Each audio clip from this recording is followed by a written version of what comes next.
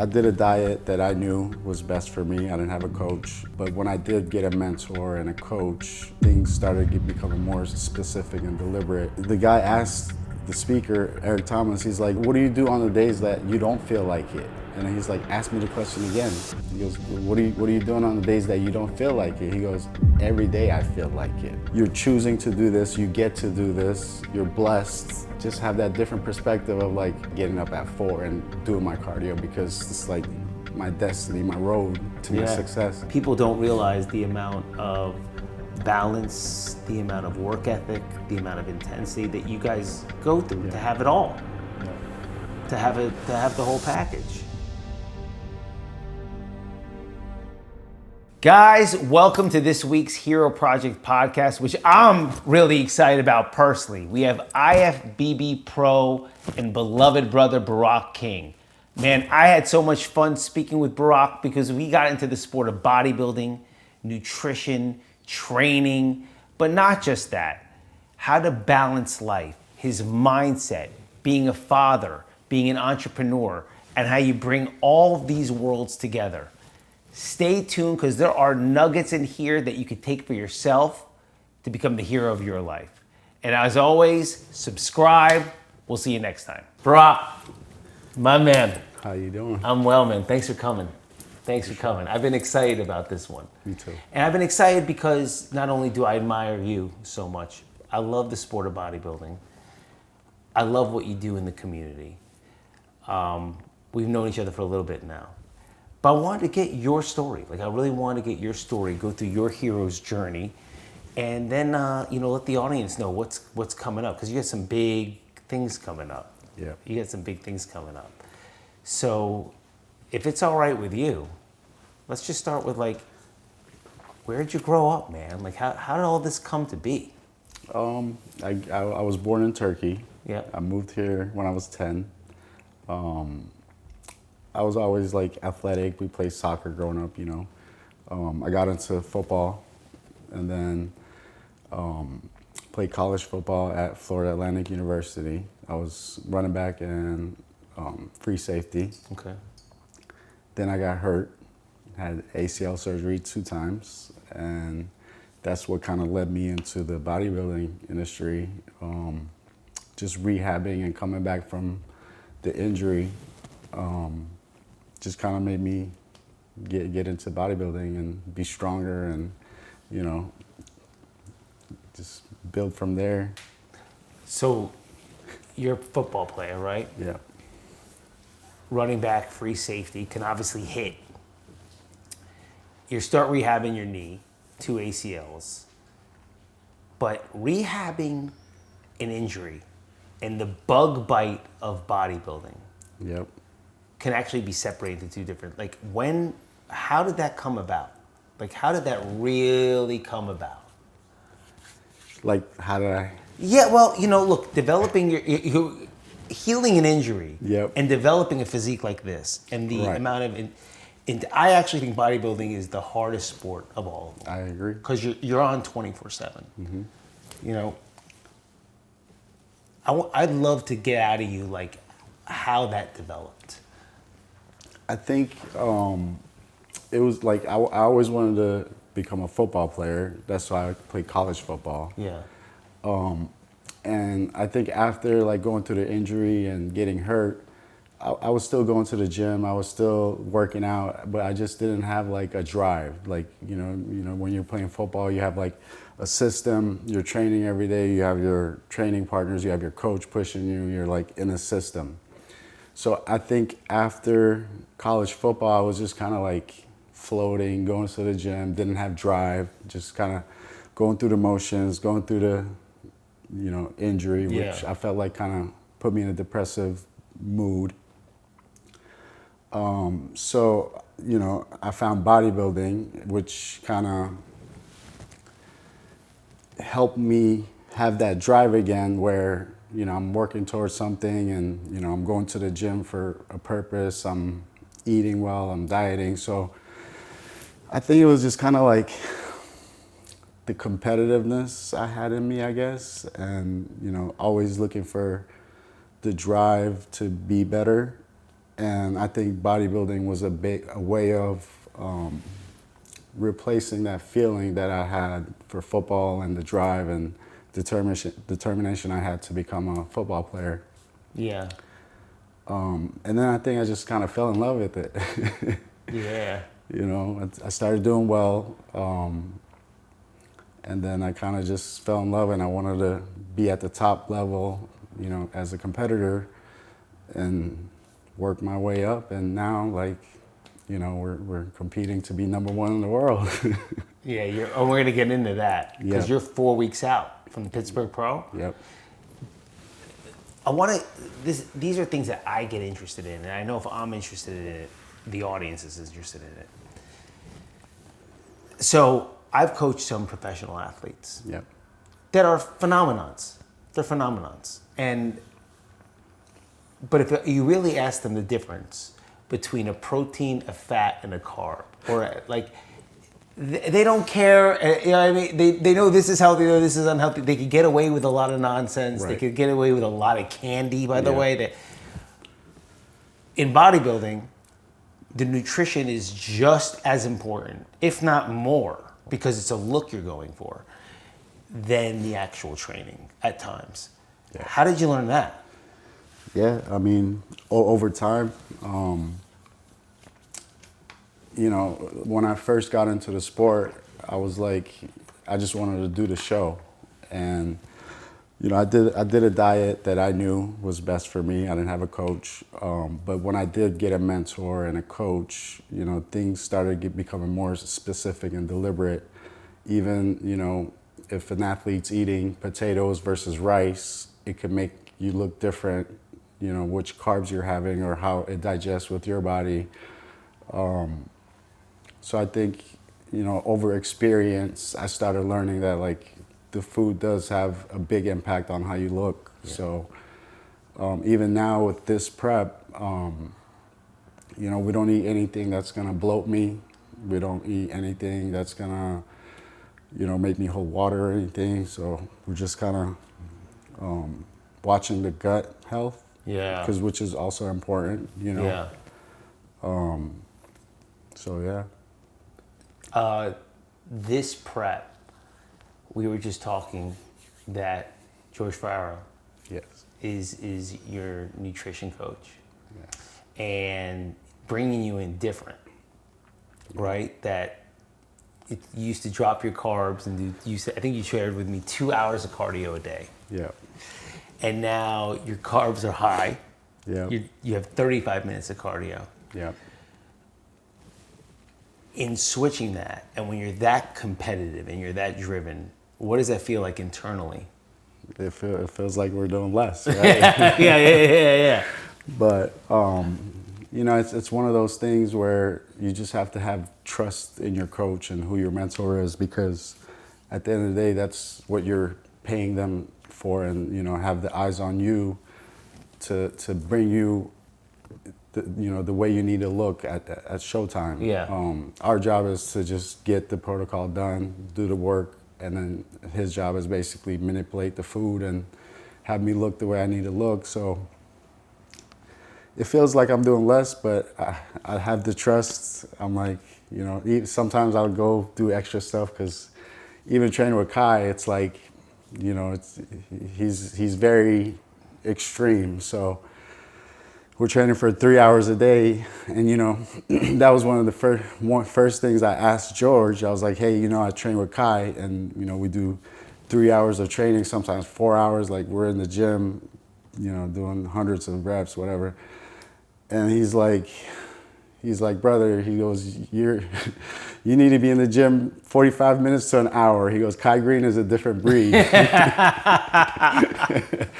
And I was like, listen, I've been training with him for like a year now, and, you know, I've adapted to the workouts, but as you get, you know, closer to the show, you're leaning out, you're having less calories, less food. So I'm kind of watching my training a little bit where I'm not, you know, I don't believe in overtraining, but, like, when you're in a deficit, I feel like, you know, you get to a certain point where it's like, all right, you need to go eat, or you need to get out of the gym, you know? Yeah. But yeah, it's been good. I'm a big God guy. Yeah. Right. My spirituality is even more important to me than the body. Yeah. And the body's important to me as well, of course. But I think sometimes when you're really tapped in, and you could take a step out of yourself and realize that there's a divine intervention happening. Yep. Because we can get caught in our heads, and you actually really look what's happening to me, and look at the people I'm surrounded by. You start really seeing that there's a destiny. Yep. So let's bring your training partner in. Yep. Not everybody can train with Kai Greene. Not everybody gets asked to train with Kai Greene. You know, I love Kai. You know, because of who he is. I mean, he gives my son so much love and attention and talks to, really.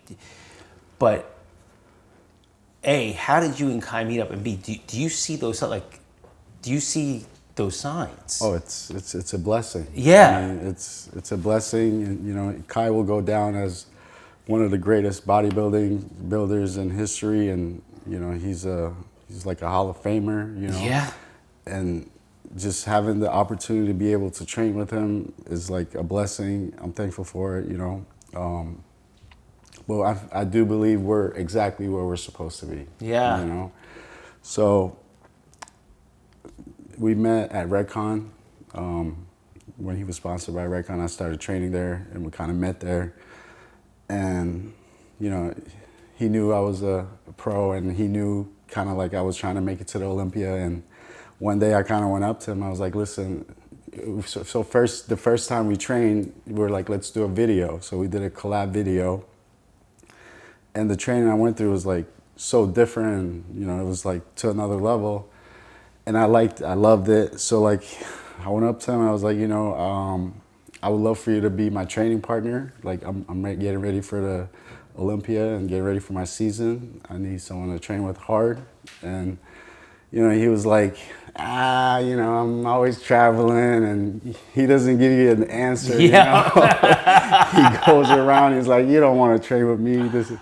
And then he's like, what time are you coming tomorrow? And I was like, 10. And then he's like, all right, I'll see you at 10. And then the next day it was like, what time? And then 10. And then we just been training for like almost over a year and a half now. But yeah, it just kind of like happened. Yeah, man. Well, I feel like that's a divine intervention, to be honest. Yeah. I got blessed to be able to train with Kai a few times, but the one time when he was like, be here tomorrow at, I forgot what it was, it was at Redcon, and I didn't know what we were training, and it was leg day. Yep. First off, we did nothing less than 20 reps.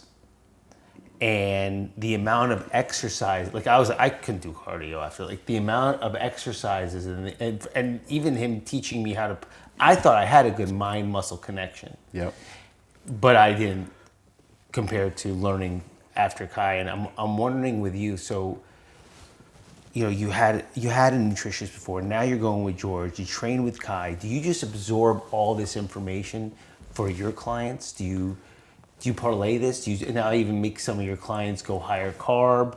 I want you to try this protocol with me. Like, how does that work? Yeah, I've been, you know, learning from all my coaches and mentors, and even experiencing myself. I feel like I get everyone's, you know, methods and kind of like create my own kind of method. You know, everyone has their own approach. No one's right or wrong, but you kind of build your own protocol and your method along the way. Because I like to get involved more with my clients as far as like pushing them mentally too. You know, I'm not like, hey, just do this, do the workout. I'm like, how are you feeling? You know, what's going on mentally because if you're not mentally there, what you're doing is just kind of going through the motions. You're not like being deliberate with it, you know? Yeah. So I try to check in with guys or clients with that too, which I like about George, you know, because every time I send him my check-in, first thing he says is like, imagine yourself winning the show, you know, or, you know, imagine yourself being number one at the show or whatever. And it's like, you know, I believe in God and higher power and manifestation, and I feel like, you know, you do have to see yourself as number one in the world to be number one in the world, you know. I feel like if I'm gonna go to the show, I'm like, oh, I just wanna get on stage and look good. I feel like the ones that do win, I feel like they have that mindset, you know, and they're like, I'm here to dominate, I'm here to win, and it's a must, like Tony Robbins said. Yep. You know, so it was cool to like just have people around me like Kai, George, and other people that switch my mindset to like, hey, I can win. You know, these guys are regular guys just like me. You know, I've been in the league just like these guys. You know, and Oh, you're gonna win. yeah, you know, You're representing. yeah. So I'm not like I had that mindset now, which I'm also grateful for because, you know, not a lot of competitors I compete with have the mindset. You know, they're lucky, or not lucky, but like they just want to do the show.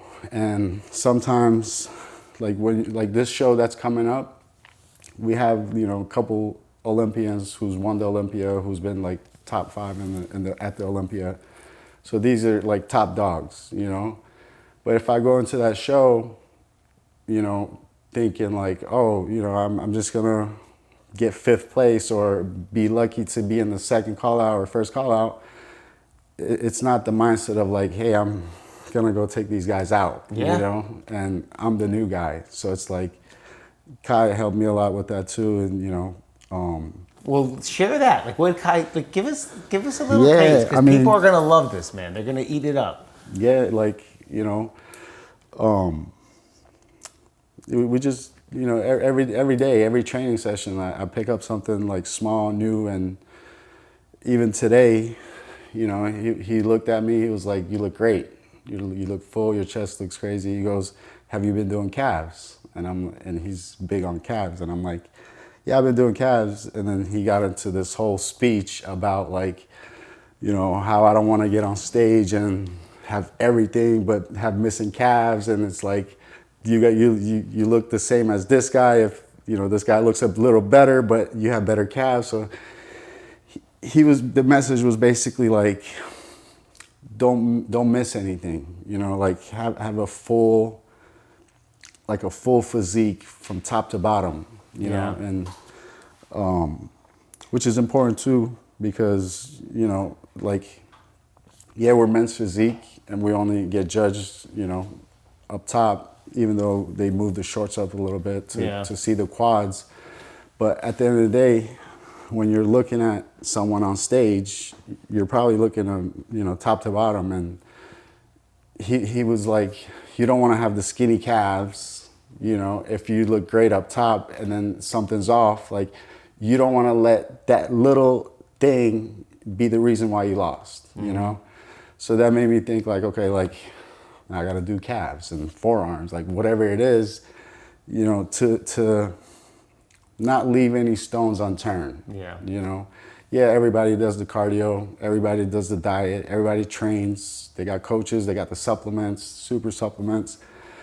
But I think the difference is, like, you know, these are one of the things I learned from Kai is who's doing more, who's more, you know, who's going to the gym in the morning and then coming back in the afternoon and then going back at night. Like, the guy that's doing more and looking to do more is the guy that's, you know, probably ahead of the other guys. So I learned that from Kai, and he's still doing that till today. Like, he's doing 2 days, 3 days, like, and he doesn't even have a show to compete for. He's an animal, dude. You know? He's a different breed, Kai. Yeah. He's a different breed. All right, so I want to put some of this stuff together though, because I want people to be able to grab the information. You're training with Kai. You know, George is your nutritionist. One of the main things you're picking up on is, well, number one, there's change, right? You know how to train, but Kai can bring you to another level. So you're open to change. You know how to get shredded, right? I've already shared some pictures about you. I'm going to be sharing a lot more. but you're changing your protocol. That it to me, it also sounds like an open mind. Like you have a really open mind. Well, yeah, I mean, my message to that is like, one of the things I told myself, which made me leave my old coach kind of, I'm like, we can't keep doing the same thing to get the same results. We got to do something different to get a different result. And, you know, I went and got a new coach, changed my training style, changed everything pretty much. Not everything, but like a lot, you know. So I'm just, you know, hoping that's the way to go. Yeah. You gotta try new stuff, right? Yeah. You know, so I feel good. I feel like it's working out pretty well. I'm good. I'm in a good place mentally, which I think is really important too, because this sport is like a mental game, you know, and you're not competing. Even though you're competing against those guys, you're not competing against them. You're competing against yourself. Yeah. So, yeah, we want to win. We want to get the result. But I think I say that I'm in a better place mentally because, yeah, I want the result, but I'm detaching myself from the outcome where whether I win or not, I still have to get up and be the person that I am, or, you know, be the competitor that I'm going to be for the rest of the year, or the year after that, which is, you know, to be one of the best to compete. So I think that goes a long way too, you know, just having that mindset where it's like, okay, if you believe that you can be number one, you know, you have a better chance. Or if you believe so, you know, of course, like genetics and physiques, and, you know, there's great physiques out there who are from all over the world. So it's like, you know, sometimes you doubt yourself where it's like, you know, is it really gonna happen? Mm-hmm. You know, like you have those doubts too, but that's what Kai was telling me, you know, he's like, no one will believe you. You won't even believe yourself at times until you actually make it happen, and then everybody else will start believing, right? So just having a positive mindset, you know, but trying to take it to another level with it. Yeah, dude. That critical inner voice. Yep. You know, and overriding that inner voice that, you know, trust me, man, I carry it with me all the time. And I have to override it all the time. Yep. You know, is this good enough? And the balancing of it all. The balancing of it all. You know, I feel Andrew's here with us, right? But I feel what happens is a lot of us start finding one another. And all of us are driven men, driven women. And we start really forgetting that majority of people still have all of the doubts, insecurities, excuses. So the reason I'm bringing that up is, you know, we're talking about mindset to win, but people will look at you because of your physique. You know, you got the look, you got the and they're not going to realize you have a company. Right. You have sponsors. You have children, right? You have your meal prep. What does a day in the life look like? Like, what does that look like?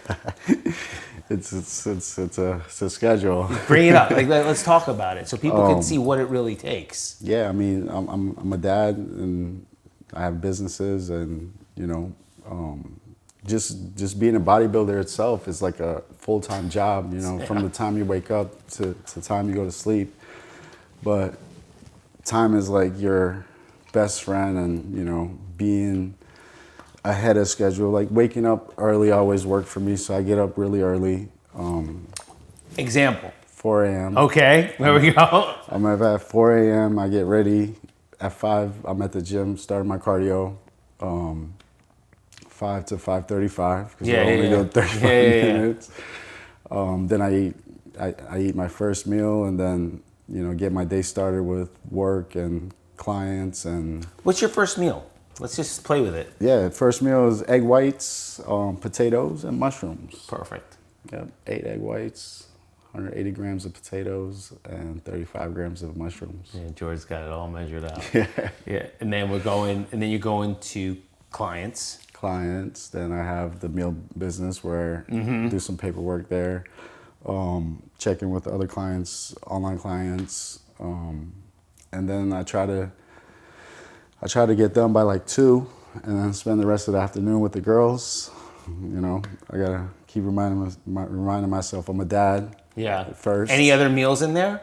So yeah, every 2 hours we're eating. Every 2 hours. 7 meals a day. Okay, so we had your first meal. What was give us an idea of what the second meal? Chicken, rice, Okay. broccoli. Chicken, rice, broccoli. Old school, Fish, clean. Yep. Yeah. Yep. Just basically protein, vegetables, and carbs. And the only 2 carbs are rice and potatoes. Yeah. That's good. And for the gut health and everything. Yeah. Keeping you. We kept red meat out, Yeah. which I think was messing with my gut. So we haven't had any red meat for 8 weeks. Yeah. At all. Even he's also like, first thing I told him was I have, you know, gut issues with my previous shows, and we kept it simple. We took all like artificial flavors, pre-workouts, everything out. Basically, I just drink water and black coffee. So there's nothing that could mess with my gut, you know.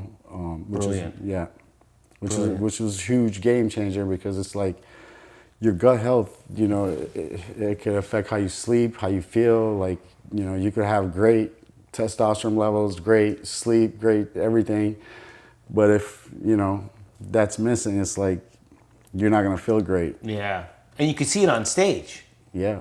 You know what I mean? You may hold water, you might, whatever it is. Even day-to-day life. Yeah. You know, if you don't have good gut health, you could have all the sleep in the world and still be tired. Yeah. You know, so that's one of the main important things, I think, as like health and feeling better, and feeling your best self is like, check your gut health. Yeah.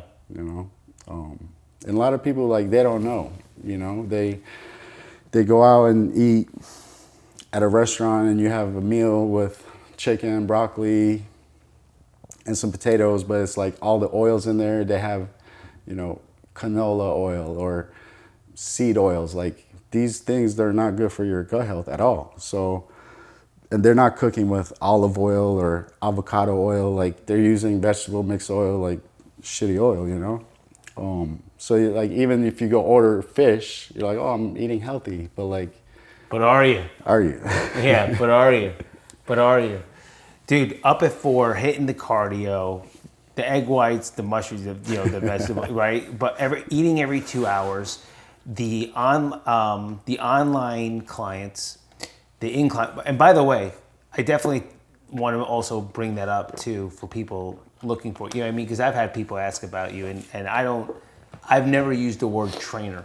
I don't, when I saw you, I don't believe, because you're one of those guys, you're a coach, you're focused in with them. Yeah. There are trainers at Redcon, yeah. There are trainers at Wolf, there are trainers at, but they're not, like, they're just, you're a coach. Right. You're like locked in, like the way Kai is with you. Yeah. You know, what I did admire was I got to see you guys the other day, and you know, you can tell when Kai's doing his own thing or when Kai's with you. Right. You guys were in your own world. Oh yeah. You know what I mean? There was that bubble around you. I think it's like he's in his own world, I'm in my own world. Yeah. But there's a bubble. No, because because there are times right. if Kai's there and it's not with you, right. Dude, he'll be in the middle of working out. He'll give my son 15 minutes in the middle of a workout. Right. Do you know what I mean? Just rapping with him. Right. Do you know what I mean? But when he's with you, it's a bubble. It's like he's prepping with you. Yeah. The intensity levels there. Yeah, I think he gets a kick out of it too. Oh yeah. He's like, this guy's dying, and so he loves it. He's like, all right, let's do more. Yeah, I'm sure he does. He's the OG. He's the real deal. Yeah. Eating every 2 hours from 2 o'clock to a certain amount of time. It's time with the girls. It's time with your babies. Then you come to the gym again. Then, well, right now during prep, yeah. So I go back at night for my posing session. So okay. I go like 30 minutes, 45 minutes, and just work on my posing. But yeah, I mean, I'm doing 3 sessions a day. You know, I'm doing my morning cardio session, I'm doing my training session, and then I'm doing another session at night. So doing the most that I can do, you know? Doing the deal. But I like bringing this up because Listen, I can't even tell you. We're in 2025, and I still can't even tell you how many times I hear somebody go, well, of course, that's his only focus. That's what he does all day. People don't realize the amount of balance, the amount of work ethic, the amount of intensity that you guys go through to have it all. Yeah. To have the whole package. Yeah, and we choose this lifestyle. So I hate like when bodybuilders say, "Oh, I'm hungry. I feel like I hate this." You're choosing that lifestyle. So even this morning, like I woke up, I was doing cardio, put on some motivational, videos, and the guy asked the speaker, Eric Thomas, he's like, "What do you do on the days that you don't feel like it?" And he's like, "Ask me the question again." He goes, what are you doing on the days that you don't feel like it? He goes, "Every day I feel like it." Yeah. So it was one of those things like, shit, like, you're choosing to do this, you get to do this, you're blessed. So it's like, just have that different perspective of like, oh, I feel like getting up at 4 and doing my cardio because it's like my destiny, my road to my success. So even like that puts me in a better mindset of like I'm excited to get up in the morning. I'm not like dragging ass or I gotta do cardio today. I'm tired and I gotta do 2 hours of workout and I gotta eat dried chicken. Like, no, I love that dried chicken. Yeah, dude. I love it. Yeah, I love it. Because I also think that's just going to make you ultra successful, in the end. I really, really do. Because you have some big things going on outside of bodybuilding. This is going to be a big year for you. 4 weeks out from Pittsburgh Pro. Yeah.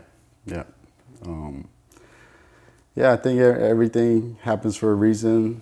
Even like, me leading up to this show or to this point, like, I feel like there was a purpose and like, when you could smell your success, get closer. Yeah. So I feel like it's like I'm right there. I just need to keep doing what I need to do and keep praying and but like I said, even if that outcome is not there, I'm still gonna be happy to wake up and do my cardio the next day because I'm still gonna be pursuing that road to number one or whatever it is that I'm looking for. But I think it's important to not get attached to the result because it could get depressing, and I've done that with other shows where every competitor goes to the show like they want to win. Everybody wants to win, but not everybody wins, and everybody looks great. Yeah, like at the pro level, NPC. Everybody looks phenomenal. They're in shape. They've worked hard. They used the same supplements for 12 weeks, and they did their protocol. So it's like one winner comes out. You can't look at yourself as a failure. It's like a learning lesson, and you're always competing against yourself. So it's like get better the next show, and that's what I've been doing. Like after every show, we evaluate, see what's missing, see what we could do better, get feedback from the judges, go work on it, come back, show up again, and continue to do that. So, but Burak, that's a healthy detachment that you're having right now. Like in recovery, we always say we're in the effort business, not the results business. But thank God you have that. I was talking to Kai last week. And I'm blessed to have met a lot of my childhood idols. So he was recently on the Jay Cutler podcast, and I know Jay and those guys. And I had to pull him aside. I was like, "Listen, man, I need to tell you how classy it was that when Jay really wanted to put you on the spot of which shows you should have beat Phil in, and how you wouldn't answer it." And he, kind of did that thing where he was like looking at me and he's thinking and he's not really giving me an answer. And I'm like, dude, but I'm like, that destroys people. And he's like, no, and he kind of he didn't want to take the compliment. He's like, so finally he looked at me, he's like, who? And I'm like, okay. I'm like, let's just start with one, I'll go down. He goes, I go, how about Mike Mentzer? when he lost to Arnold because and he looked at me, he goes, "Oh yeah." I'm like, "Yeah." Do you want to keep? I'm like, "Do you want to keep going?" Right. Right. But so the fact that you're surrounded by guys like that, and that you know that you should have a healthy detachment. Yeah, I mean, if anybody could tell you, it's Kai. Yeah. Right? Because it's like, how many times you have to get second, you know? And I feel like it was one of those things where like an athlete gave literally everything they had, if not more. And like even Phil knew that, you know? And like not getting that result is like, I'm sure it's, and I felt it too, it's like, it's not a good feeling. But even that, he gave me some messages where it was like, you know, don't be attached to the outcome. It's like you could build your platform, you could build your life, you could build your legacy, you could write your own book. Like you're the author of your book. So, and he's, you know, very creative and motivational. So, And you never know who's in the. You actually think, or not think, you actually are driven to go get first place. No doubt about it. You go in as a winner, you're thinking as a winner. But also in this sport and also within life, I should say, you really never know who's in the audience at that time that sees something in you, that maybe sees you, you know, this guy looks the part for a movie, and this, you know, because you're just you're focused. Yep.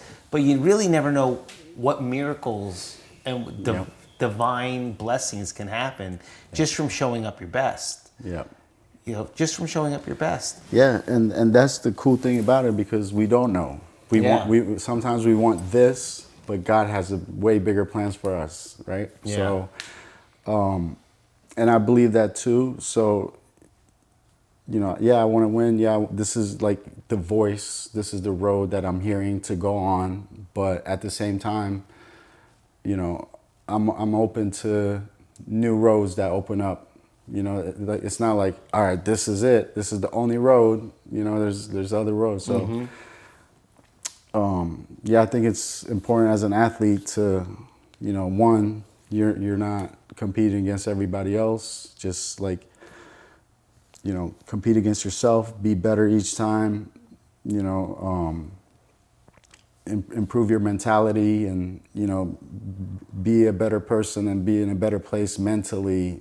So, you know, everybody that's doing this, they do it to influence other people, especially in the bodybuilding. I think most of the people, they either got influenced by someone or, you know, they want to influence people. So I think it's important to like have that level mindset where, you know, you're not getting depressed after a show, you know. I'm not gonna let you. First off, I think you're gonna win. But secondly, I'm not gonna let you get depressed, because remember, you just said it yourself. God has sometimes a bigger plan. Yeah. Right. So let's even take a look at that and let people even know. People that haven't got to see you like me, trust you like me. People that are not in South Florida that get to see you often. Like people that are gonna really see this on a bigger platform. Yeah, you got the Pittsburgh Pro in 4 weeks, and then you got the New York. But like you got the New York. But next week, you're going to Vegas. Yep. Why don't we talk about that a little bit? Yep.